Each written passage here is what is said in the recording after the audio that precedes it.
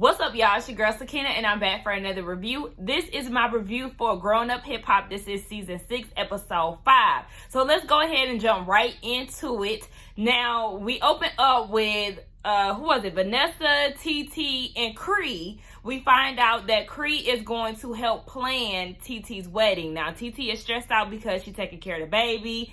And she got to plan this wedding. She's doing it all by herself because Shawn is out of the country. So, you know, sis is stressed out. By the way, I did check out Color Me Pink's interview with Cree. I enjoyed all of it. I watched the entire review. Cree is definitely going to bring something to the show. I love her personality. I think she's beautiful. I know I said she looks a lot older, but during the interview that she had with Keisha, she looked a lot younger, and she is 30. So, you know, she in my age bracket, but I don't know why she looked a lot older on camera from what I seen on the last episode, but I love her personality. I think she's so sweet. She seems very authentic, and I'm here for her storyline, just like I said in the last review. Now, or the first review, whenever we got introduced to her. So, yes, Cree said that she is Jamaican, in which I learned in the interview as well. So she's basically gonna put her heart and soul into helping TT out with her dream wedding. She was showing her venues and everything. So, you know, she got her shit going.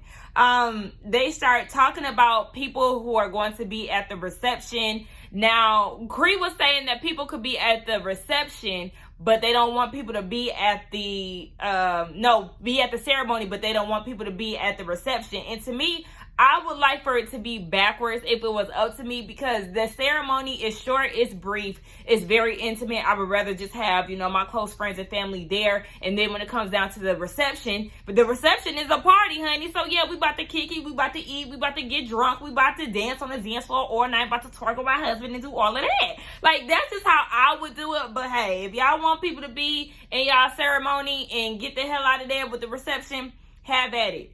Hold on, I got a notification. It's irritating me. So, Cree was just basically saying how she would handle the situation as far as clothing and stuff like that. She was very irritated by Twist showing up in his pajamas, and Tanise was there too. She came later, and they was just like, oh, you know, that's so Twist. If he came with some pajamas, I wouldn't even notice it. I'm still Team Cree.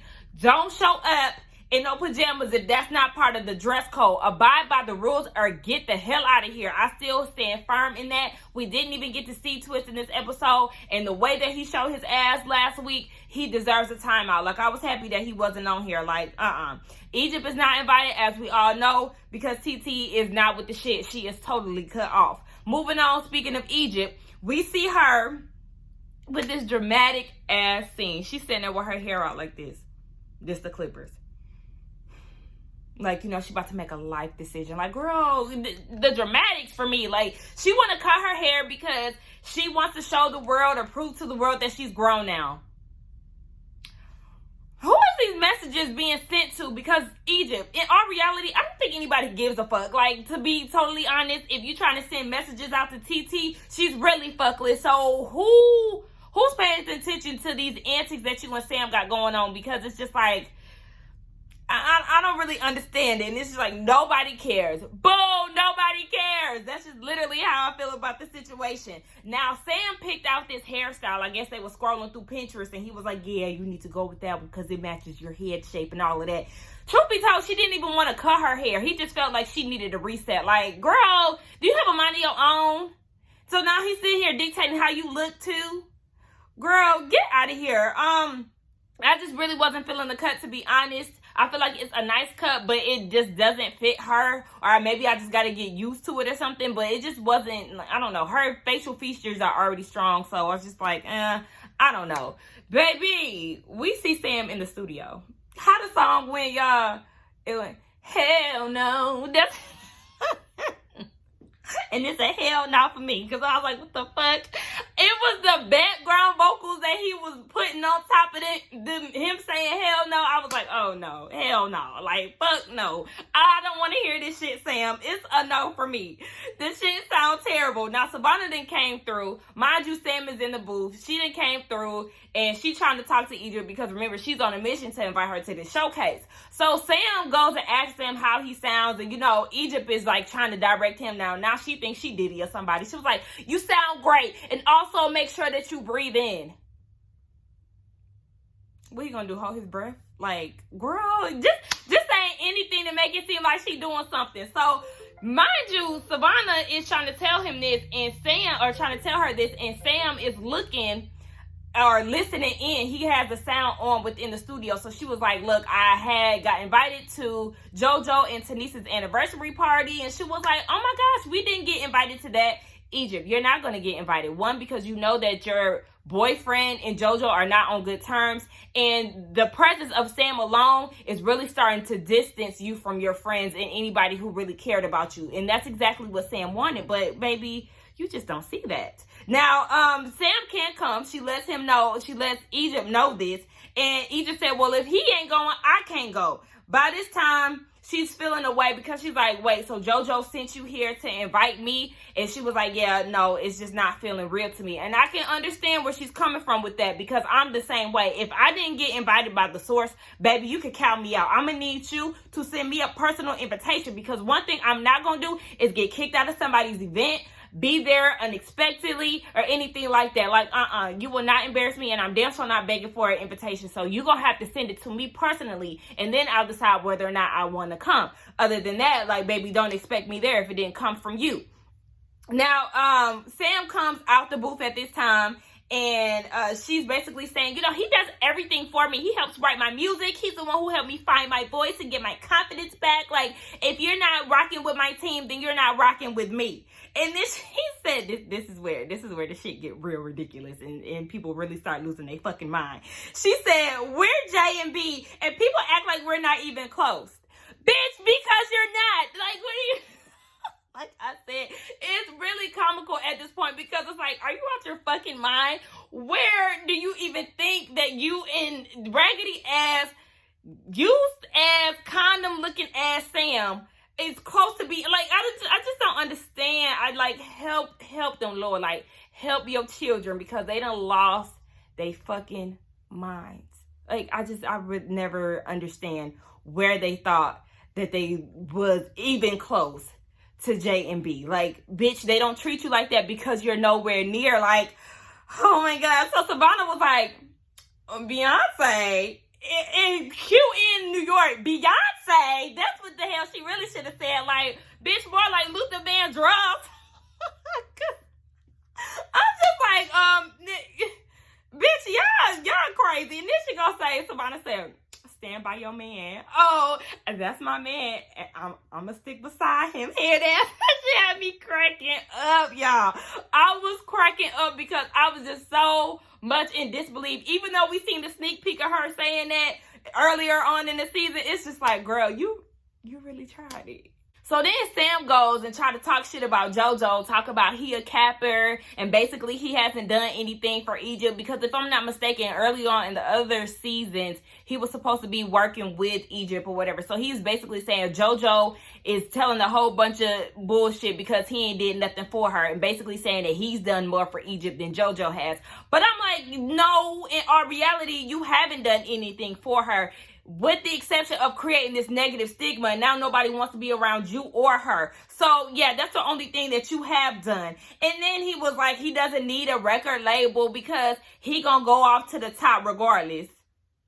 Oh, see, that's the thing. You and Egypt live in a world of delusion to where she pumping you up, talking about some you a mogul in the making, and you do this, you do that, and it's just like, no, we're not seeing that, honey. And the proof is in the pudding later on in the episode. So she's still mad because TT is going to Jamaica to have her wedding. Savannah had confirmed that, and she was just like, oh my gosh, my cousin has done me so wrong. Like, this just seems so small. She's really done so much stuff. So it's just like, basically, she's going around and she's calling me naive and making it seem like I'm this dumb little girl.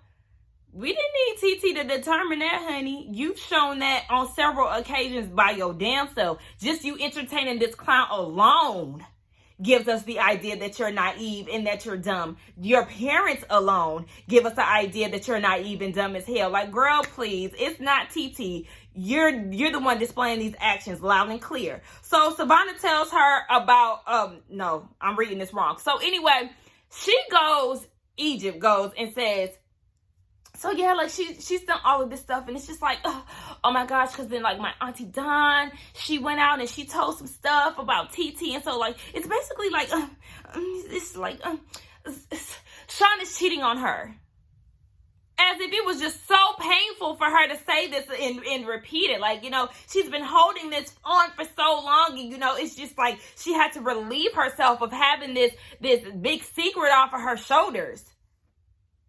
I just didn't understand.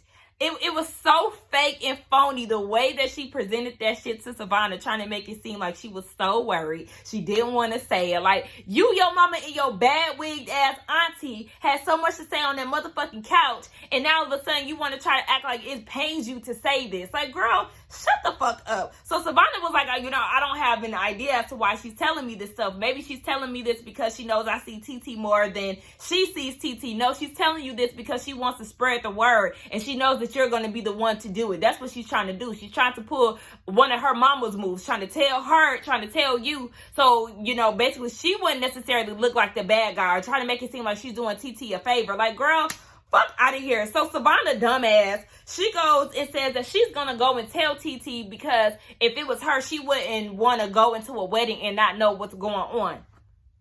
Here she is again, like, you don't even know her. You're crossing a boundary. Like, let this be family shit. Didn't you cover your ears when she was telling you this shit? That's what you need to do. Your lips need to be sealed, and you need to mind your fucking business. Then Sam's raggedy ass goes and says, so, you know, we're putting forth effort and trying to make our career pop and all of this, and we're sitting here to talk about people who ain't got shit. Says the nigga that was homeless. Says the fool who got a car from Pep. Says the guy who's living under Pep's roof. The brokest person is being the loudest person in the room right now, and I just can't take it. Like, where do you get off saying these type of things? And you would think with him saying shit like this, it would trigger something in Egypt's mind. That opportunistic shit, because you didn't have shit until Egypt came and saved the day. Now all of a sudden you want to try to talk down on people who in your eyes you think don't have shit, yet you don't have shit of your own. Make it make sense. But like I said, Egypt is dumb and naive as fuck, and she doesn't see that. It's not clicking. He's too comfortable, and that's the fucking problem. But Egypt is dumb, just like I said. And then here he goes again, talking about who is TT. And Egypt is chiming in as well. Egypt, your parents being Pep and Treacherous as far as your popularity goes, you fucking idiot. But go ahead. Let's move on to the next scene, honey. Boogie, he on his way to Bree because he wants to have this intervention. He calls one of his friends that he met in rehab to basically try to get some words of encouragement or some type of advice while he's on the way. So he FaceTimes Bree and was like, hey, I'm downstairs. Can you come down? And she was like, no, I'm doing something, but you could definitely come up. And as she's talking to him, she's holding a wine glass. That triggers him because she offers him a glass. And when he gets off the phone, he was basically on some fuck that shit, I'm not coming up there, because she's offering me a glass of wine and she's drinking in my face. So I'm like, okay, so which one is it? This is where I started to get confused, and I was annoyed by this entire scene. Boogie, are you mad because she's drinking and you don't want her to? Or are you mad because she offered you some wine knowing that, you know, you had an alcohol problem? Or is it C, both A and B? Because I just didn't understand where he started to get so pissed off. Like, I was so confused. So he calls her basically and was like, yeah, I was calling to check you, but since basically you pissed me off, I'm not gonna come up anymore. And she was just like, hold on, wait, what? Bree got really confused. She didn't understand. And he was like, yeah, I'll just come another day. So then that just sparked a whole argument within itself. And I was just like, okay. So, you know, they start going back and forth, and you know, she's getting upset, and then she goes and says, well, you gotta come to me, only for her to come downstairs when she thought that the cameras were not rolling anymore. And girl, you knew that the cameras was gonna capture y'all interaction. Nonetheless, she comes downstairs and she starts cussing Boogie out, calling him all kind of bitches, toddlers, childs, all kind of shit. And then she goes and says that his resume does not reflect the respect that he wants. And this is where I have a problem with arguments like that, because I feel like, yes, we say things out of anger when we argue, but I hate when people take arguments to the extreme, or they take their words to the extreme. Like, that type of stuff really irks me, because it's just like, damn, like, where are you even getting at? Like, literally, all of this stems from a whole bunch of nothing. Like, this whole scene just really irritated the hell out of me. I hated the fact that Boogie was talking about, see, I didn't want it to go this way. Then why did you spark up? You started the entire argument, Boogie. To be completely honest, why I can't talk? Damn. Yeah, to be completely honest, I'm just like, the thing is, if you didn't want it to go this route, then you could have been like, hey, something came up, like, I'm gonna have to holler at you later. But the way that you presented yourself to her, talking about, oh yeah, I was coming to check you on all of this, but she really was being nice to you to begin with. It was just like, yeah, it's your fault. Y'all was doing too much.